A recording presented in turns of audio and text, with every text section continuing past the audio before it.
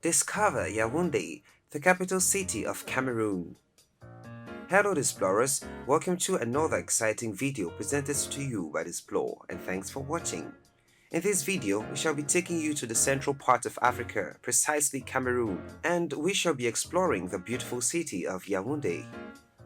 Yaoundé is the capital of Cameroon, and with a population of more than 3 million, it is the second largest city in the country, after the port and economic city Douala. It lies in the center region of the nation at an elevation of about 750 meters above sea level, which explains a lot about its spatial climatic conditions and precipitation. The city of Yaoundé is a pivot city of the country Cameroon, and in this video we shall see why. But first of all, let us examine the origin of Yaoundé. If you are new here, welcome. Be sure to subscribe and turn on notifications so you don't miss any of our videos. History.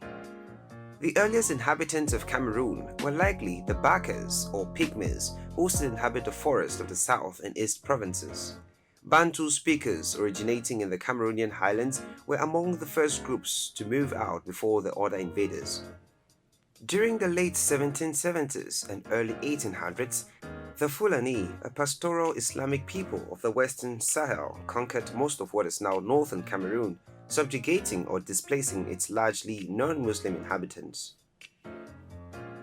The outpost of Epsum or Jundo was founded between the Nyong and Sanaga rivers at the northern edge of the area's forest in 1887, 1888 or February 1889 by the German explorers Lieutenant Richard Kundt and Hans Tappenberg by the agreement of the chiefs of Ella Esono.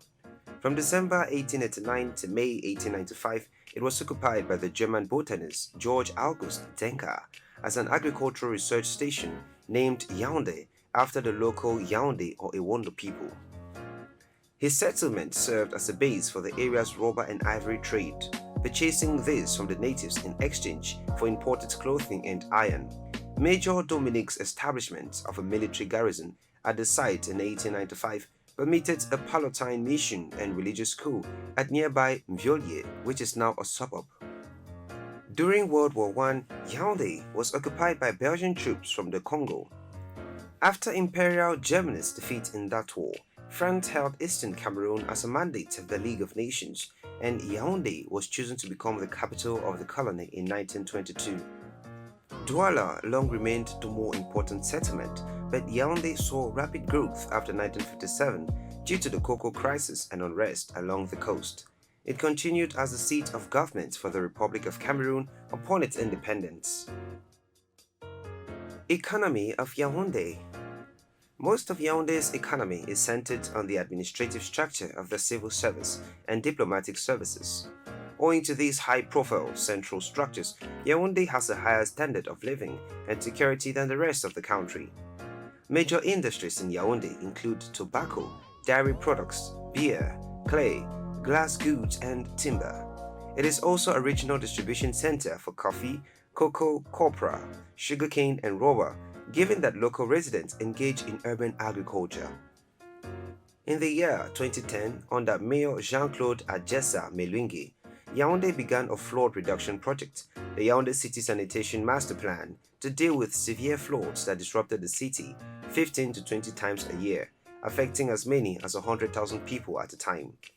According to Yaoundé City Council data, over 130 floods struck the city between 1980 and 2014, causing massive loss of life and economic damage.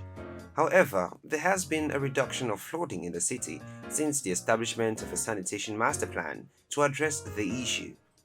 Another measure was to relocate people living along the drainage routes and in low-lying flood zones. After 4 years, the frequency of flooding had been reduced from 15 to 3 times a year, and cases of waterborne diseases such as typhoid and malaria were reduced also by almost half. Although the former mayor, Melingui, died in 2013, local officials are continuing his efforts to transform the city. Ongoing improvements to sanitation infrastructure are being carried out under a $152 million plan, largely financed by loans primarily from the African Development Bank and the French Development Agency. Despite the security issues and humanitarian crises that have plagued the Central African nation, its economy remains stable. In fact, there is diversification of its productive economic activities, with the services sector contributing about half of the total domestic production.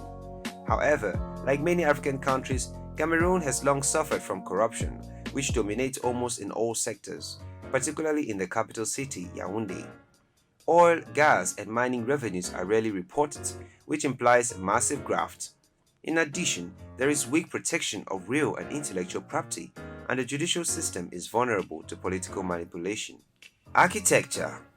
The city center houses government offices, some hotels, and the central markets. The Bastos district, with most homes owned by Cameroonians, is home to foreign embassies and the expatriate European, American, and other continental communities, drawn mainly from the diplomatic corps. The presidential palace and compound, which is the most beautiful in Africa, as well as one of the most beautiful in the world, are in a Tudi district. Other monumental structures located in Yaoundé include the Reunification Monument, the Sports Palace, Palais des Congrès, and a small zoo in the Mvok Betsi neighborhood. Yaoundé also has a small assortment of pubs, nightclubs, and restaurants. Climate. Yaoundé features a tropical wet and dry climate, with constant temperatures throughout the year. However, primarily due to the altitude, temperatures are not quite as hot as one would expect for a city located near the equator. Yaoundé features a lengthy wet season, covering a 10-month span between March and November. However, there is noticeably decrease in precipitation within the wet season, seen during the months of July and August, almost giving the city the appearance of having two separate rainy seasons. It's primarily due to the relative lull in precipitation during these 2 months that Yaoundé features a tropical wet and dry climate, as opposed to a tropical monsoon climate. Yaoundé's Nsimalen International Airport is a major civilian hub, while nearby Yaoundé Airport is used by the military. Train lines run west to the port city of Douala and north to Ngaoundéré.